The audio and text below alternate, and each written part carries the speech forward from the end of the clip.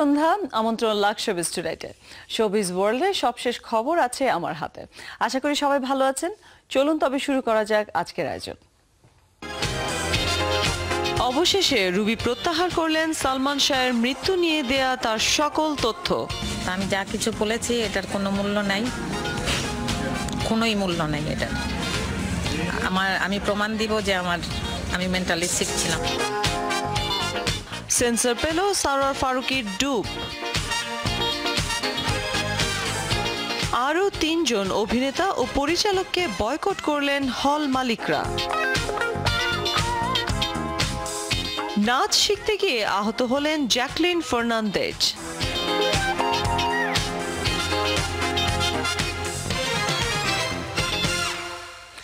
এছাড়াও অসুস্থ শিল্পী আব্দুল জব্বারের শারীরিক অবস্থা নিয়ে থাকবে এটি প্রতিবেদন। আশা করি সাথে পাবো আপনাদের। তবে সবার আগে প্রতিদিনের মতো শুরুতেই টুনাইট আপডেটস।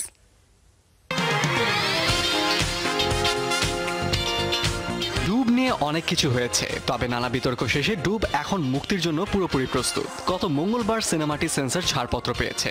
এখন সিনেমাটি মুক্তিতে আর কোনো বাধা নেই। আগামী ৩ নভেম্বর সিনেমাটি প্রেক্ষাগৃহে দর্শকরা দেখতে পাবে।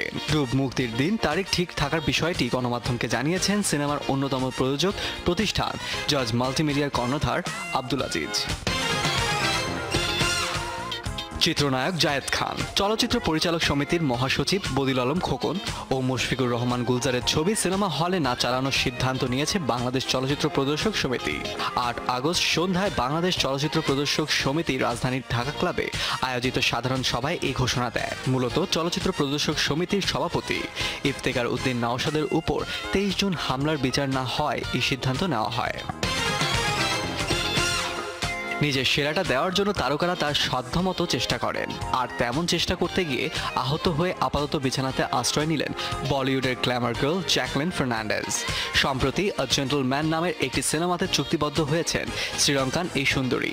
জানা গেছে সিনেমাটির একটি গানে পোল ড্যান্স করতে দেখা যাবে জ্যাকলিনকে, আর সেই ডান্সের প্র্যাকটিস করতে গিয়ে আহত হয়েছেন তিনি।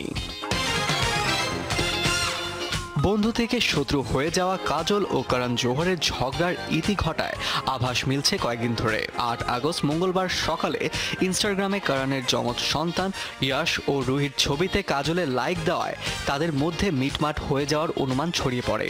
ছবি শেয়ারিংয়ের এই প্ল্যাটফর্মে কাজলকে ফলো করেন করণ। ফিল্মফেয়ারের এক প্রতিবেদন অনুযায়ী করণের সঙ্গে ঝগড়ার ইতি টানার সিদ্ধান্ত কাজলের পক্ষ থেকেই আগে এসেছে।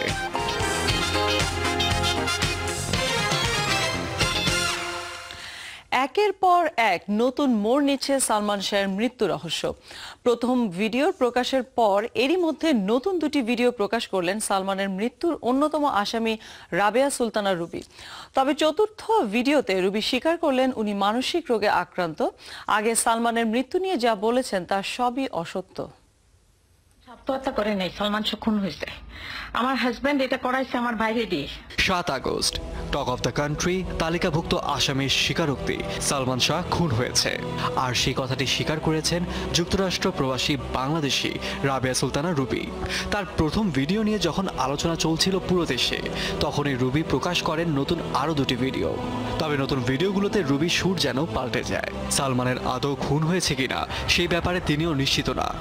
বারবার যেই সত্য কথা বলতে চায় সেই খুনি, যে সত্য কথা বলতে যায়, আর বারবার আমার স্বামী মারছে। আমি একটা মুখ দিয়ে কথা বলে ফেলছি, আমার স্বামীর প্রমাণটা আমি পেয়ে নেই, তারপর আপনাদের দেখাবো।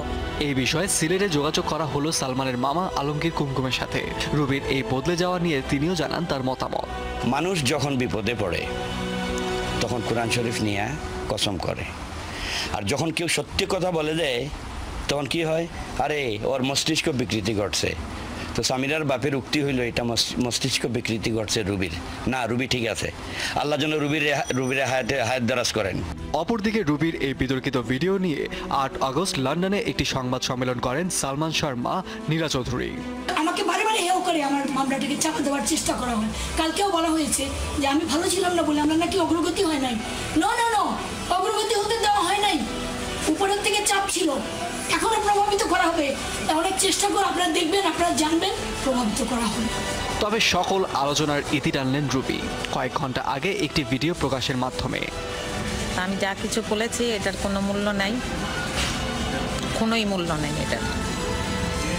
আমি প্রমাণ দিব যে আমি মেন্টালি সিক ছিলাম। আমার হসপিটালের কাগজ আছে, তো ওটা বাসায় যেয়ে তারপর পৌঁছে দেব।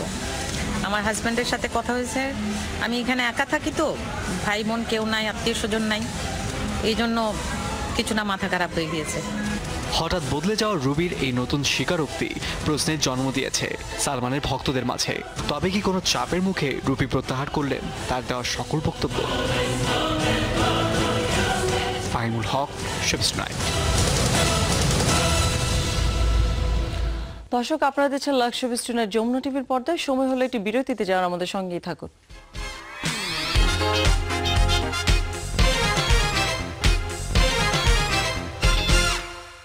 স্বাগত লাক্স শোবিজ টুনাইটে, ধন্যবাদ আমাদের সাথে থাকার জন্য। আর এই মুহূর্তে যারা আমাদের সাথে যুক্ত হলেন তাদের সবাইকে ওয়েলকাম করছি। দর্শক, আপনারা কিন্তু চাইলে আমাদের ফেসবুক পেজে লগ ইন করতে পারেন, facebook.com/showbiz.tonight। অবশেষে সেন্সর পেল মোস্তফা সরোয়ার ফারুকীর আলোচিত সিনেমা ডুব।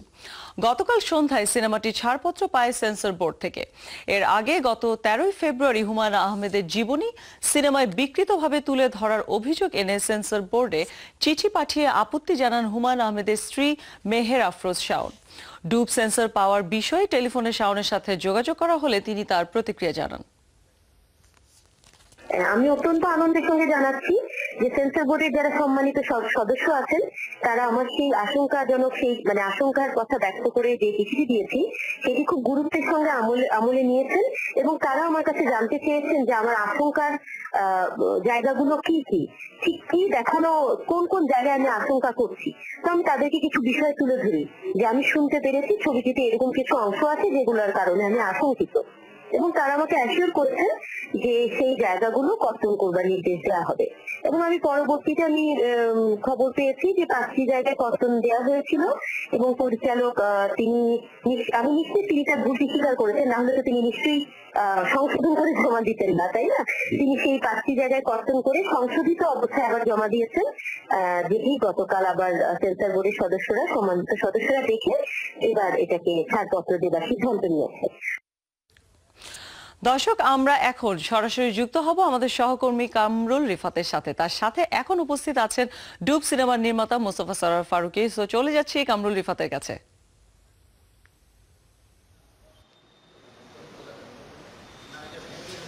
জেরিন, আমরা আসলে এর মধ্যেই জেনে গেছি যে গতকাল ডুব সেন্সর পেয়ে গেছে। এই মুহূর্তে আমার সাথে আছেন চলচ্চিত্র নির্মাতা মোস্তফা সরোয়ার ফারুকী।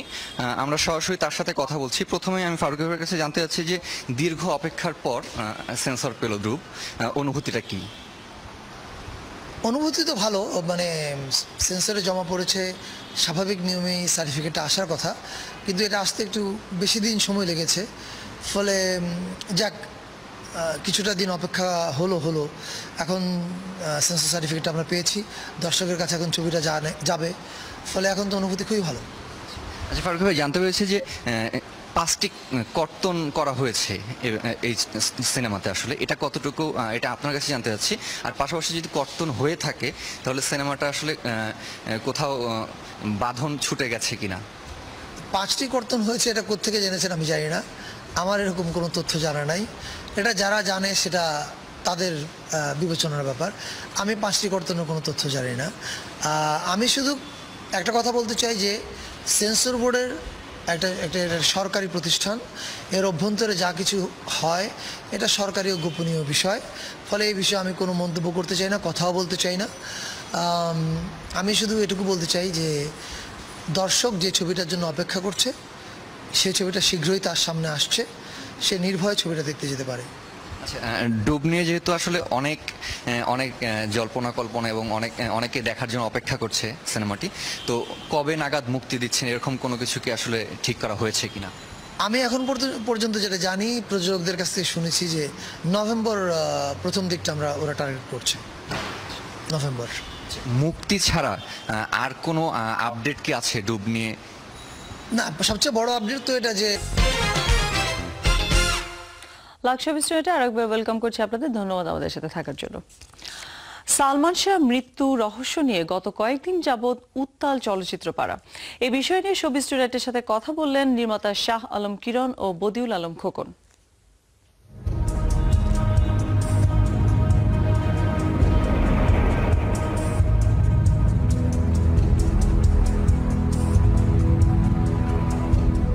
একটা লোক এসে বললো যে এরকম শুনছেন নাকি, সালমান তো সুইসাইড করছে। তো আমি প্রথমে জিনিসটাকে দুষ্টামি কী বলো, তাকালাম, তাকায় দেখি যে না, কিছুক্ষণ আগে আমরা খবর পেলাম সুইসাইড করছে। তখন আমি আর দেরি করলাম না, এখান থেকে বেরিয়ে ইস্কাটন তার বাসায় গেলাম। তার বাসায় গিয়ে দেখলাম লোক টোক আছে, কী হয়েছে, মারা গেছে, পরিবেশটা বুঝাই গেল মারা গেছে, কেমনে মারা গেছে। তারপর দেখালো যে স্টোর রুমটা দরজা খোলা, একটা নাইলনের রশির মতো ঝুলতেছে, তো এখানে সুইসাইড করছে। যে লাইফটা লিড করছিল, অনেকে অনেক ব্যক্তিগত ব্যাপার থাকে, সেটা আমার কাছে সে বলবে বা কেন, কিন্তু আমরা বাইরে থেকে বুঝতাম সে কোনো প্রবলেম ফেস করে যাচ্ছে তার পারিবারিক জীবনে, বা কোনো একটা মানে অশান্তির ভিতরে যাচ্ছে, এটা বোঝা গেছে তার কার্যক্রমে, শুটিংয়ে অ্যাটেন্ড করা, চলাফেরা, তার মানে সব কিছু মিলিয়ে একটা মানুষ বিপদে থাকলে বোঝাই যায়।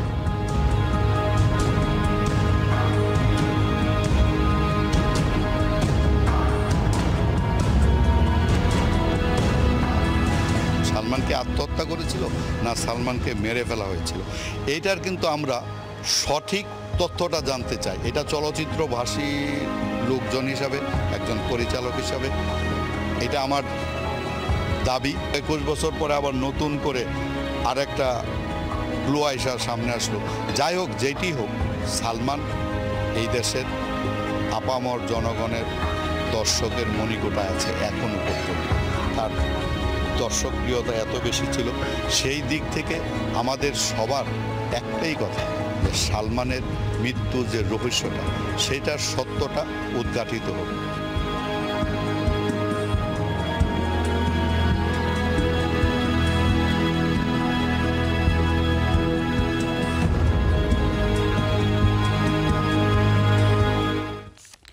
বেশ কিছুদিন ধরে জীবন মৃত্যুর সন্ধিক্ষণে কিংবদন্তি কণ্ঠশিল্পী আব্দুল জব্বার। এই শিল্পীর পাশে এরই মধ্যে এগিয়ে এসেছে বিভিন্ন সরকারি বেসরকারি প্রতিষ্ঠান। তবুও কেন নিজের উন্নত চিকিৎসার জন্য সাহায্য চাইতে হচ্ছে এই শিল্পীকে?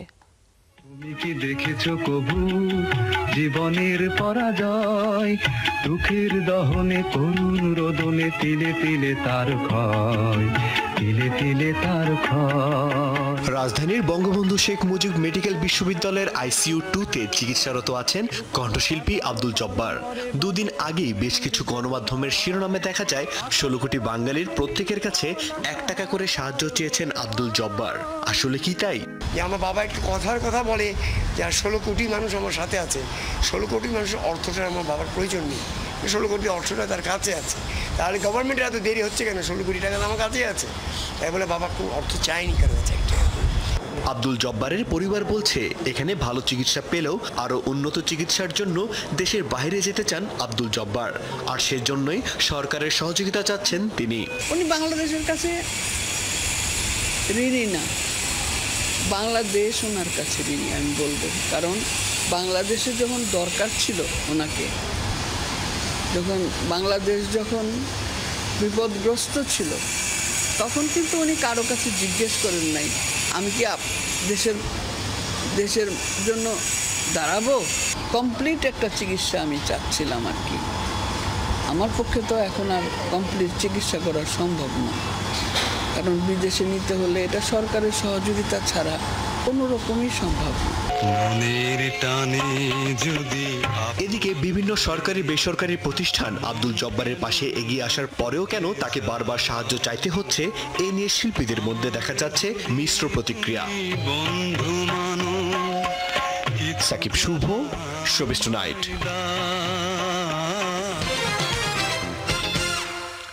দর্শক, এই ছিল